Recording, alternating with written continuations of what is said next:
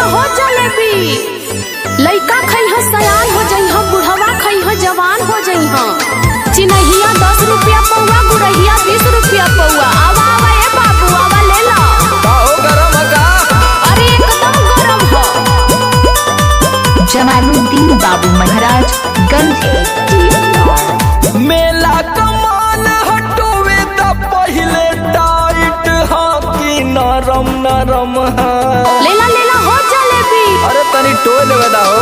मेला कमान हटोवे त पहिले टाइट हा कि नरम नरम हा। लेला ये बाबू देखा न भौआ, छानल जलेबिया गरम गरम हो। लेला ये बाबू देखा न भौआ, छानल जलेबिया गरम गरम हो।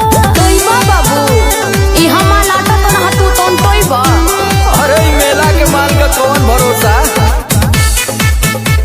डीजे जमालुद्दीन बाबू महाराजगंज। Mobile number 84 272 94 964।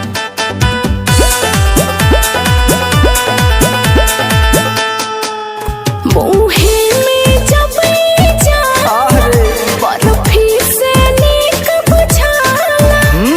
चीज के हमरे सगरी अच्छा मेला में बाटे हाला। अरे भौआ तो सही लगा दा। मुहे में जब जाला बर्फी से नीक बुझाला। चीज के हमरे सगरी मेला में बाटे हाला। तोहरा से नीमन केहू के नहीं खे सोचल तोहर भरम भरम हा।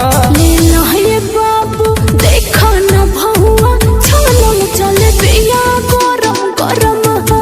ले बहतला नहीं हाटा बगल में, छानल जलेबिया गरम गरम हो। अच्छा तो 2.5 किलो चिन्हिया और 2.5 किलो गुड़हिया तौला तो फटाक दे। पहले पैसा निकाला पैसा। अरे तो का फ्री में ले। जमालुद्दीन बाबू महाराज गंज। बाड़ू कैसन हलवैया, मांगेलू पहिले रुपैया।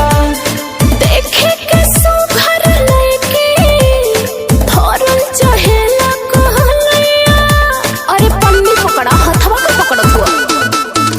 कैसन बाड़ू हलवैया, मांगेलू पहिले रुपैया।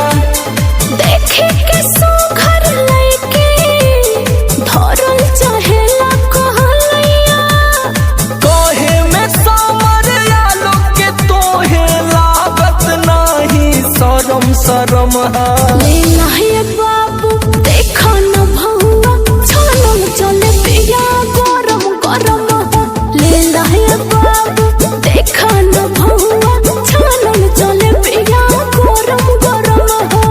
ला बाबू ला, तू खइबा त का याद करबा। ई कहती कि मार्केटवा में दुकनिया कहाँ तोहर कोनो कांटेक्ट नंबर है?